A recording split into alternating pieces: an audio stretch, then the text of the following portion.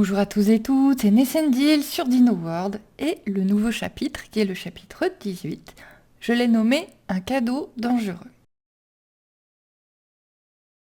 La femelle raptor était arrivée dans son enclos sans encombre. Après avoir vérifié que tout se passait bien, Arthur s'était éclipsé avec tout juste un léger salut de la main pour Anastasia. Toujours aussi froid ce garçon.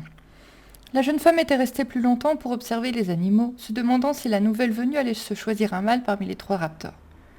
Elle le fit. Rapidement et sans déclencher de combat, elle choisit sans hésitation Apollon, le mâle beige de Rahem, le plus vieux et grand des 3 mâles.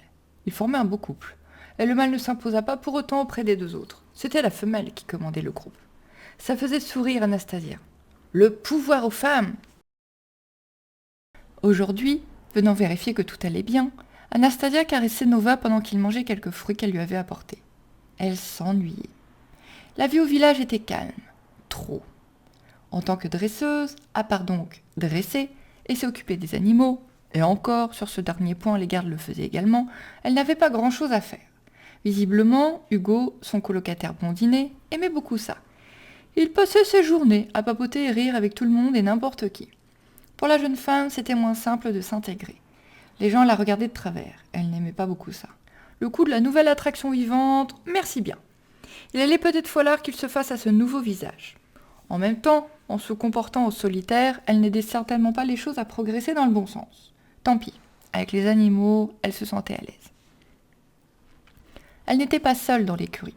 Théo, avec ses cheveux bruns et sa carrure impressionnante, mais surtout son grand calme, était très différent d'Hugo.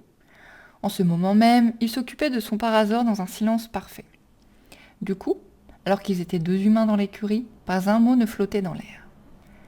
Anastasia hésitait depuis un moment à engager la conversation. Elle avait une idée en tête, mais n'osait pas se lancer. Elle avait peur de s'attirer des ennuis. Pourtant, c'était un garde. Il connaissait les environs. Son aide pouvait lui être précieuse. Oui, mais c'était aussi un ami d'Arthur le grognon. La jeune femme n'avait pas envie de se faire engueuler. Encore et toujours. Tu as quelque chose à me demander ? Ok, ce type lisait dans les pensées. Anastasia resta bouche bée. L'homme, lui, n'avait même pas relevé la tête et brossait tranquillement son animal qui ronronnait presque de plaisir. « Tu me fixes depuis 5 minutes en te mordant les lèvres, » expliqua-t-il en la regardant enfin. « Donc vas-y, je t'écoute. » Il était accroupi et se releva pour lui faire face. Il était imposant, mais il dégageait une aura de calme et de quiétude qui marchait sur Anastasia. Son visage, doux et amical, lui souriait. La jeune femme finit donc par se lancer. La falaise, pas loin d'ici, au nord. Arthur a dit de ne pas s'en approcher car il y aurait des dents de sabre. Oui, effectivement. Silence. Elle ne savait pas comment formuler sa demande. Finalement, il l'aida un peu. Et donc ? Il souriait, attendant la suite. Arthur semble en vouloir un et je me demande si je ne pourrais pas aller en chercher un. Le sourire de Théo s'accentua. Tu veux faire un cadeau à Arthur ? Ouais, je sais, c'est idiot. J'ai peut-être envie d'enterrer l'âge de guerre. C'est tendu entre nous depuis le début. Et il serait le seul à avoir cette monture, ça rehausserait son statut de bras droit de loup. Je vous en veux encore pour la façon dont je suis arrivée ici, mais je suis consciente que vous faisiez votre travail. Ils s'observèrent en silence à un long moment. Théo croisa ses bras sur sa poitrine, silencieux et fixe, avant de reprendre. « Tu vas te faire croquer !» Elle grimaça et se passa une main dans les cheveux nerveuse. « Oui, c'est le risque, surtout que je ne sais pas exactement où ils sont, et selon Arthur, ils sont très durs à apprivoiser, trop dangereux. » Il a raison. Ok. Le concernant, toi tu peux y arriver, j'en suis sûre. La jeune femme hoqueta de surprise. Son don était donc si puissant ? L'homme enchaîna tout en remplissant de graines la mangeoire de son animal ainsi que les suivantes dans cette écurie à herbivores. Il faudrait contourner les falaises par l'est, sans pour autant aller jusqu'au Rex. Arthur prépare votre journée, car oui, il faudra au moins une journée d'apprivoisement pour celui-là. Grimper, rester à distance suffisante, le temps de trouver un individu isolé. Lui trouver une grosse proie et ensuite, à toi de jouer. Il avait fait son plan à une vitesse impressionnante, visiblement aussi excité qu'Anastasia à cette idée. Je garderai tes arrières avec un fusil et ton raptor, si tu me permets de l'utiliser pendant que tu t'occuperas du tigre. Oui, bien sûr. L'homme secoua la tête, sûr de lui. Ok, on y va. Maintenant ? Oui, va chercher ta monture. Je vais prendre des flèches pour mon fusil et je te rejoins à l'entrée nord. À tout de suite. Et il s'éclipsa, comme un gosse prêt à aller manger une glace, laissant planter là une Anastasia stupéfaite. Ils avaient tué sur la route une sorte de piaf géant, que Théo avait appelé Gallimimus, un jeune animal pour réussir à le traîner sans trop de soucis. Une proie pour leur future proie. Maintenant, l'animal mort attaché au parasaure de l'homme était traîné sur la falaise pendant que les humains marchaient à pied à côté, attentifs, les sens aux aguets. Maurice, le parasaure, poussa un cri d'alerte, et son maître le calma en plaquant une main sur sa tête. « Tout doux, merci mon beau. Là-bas !» indiqua-t-il pour la jeune femme, tendant son doigt droit devant. Entre deux rochers, loin devant, un gros tigre se dorait au soleil. Allongé de tout son long, il faisait une belle taille. Ses dents étaient immenses, sa fourrure noire et grise brillait. Il était superbe. Anastasia n'avait jamais vu un tel félin, ce qui était plutôt logique. Elle était médusée devant l'animal, très impressionnée par sa beauté et sa majesté. Arthur allait avoir fière allure sur une telle monture. La jeune femme en eut un léger pincement. Elle se serait bien vue chevaucher un tel animal. Après tout, il pourrait peut-être l'avoir à deux, en colocation. Théo la ramena à la réalité. « À toi de jouer maintenant. » L'homme détacha la proie et s'avança de quelques mètres avec, assez pour que le tigre la sente sans se mettre en danger lui-même.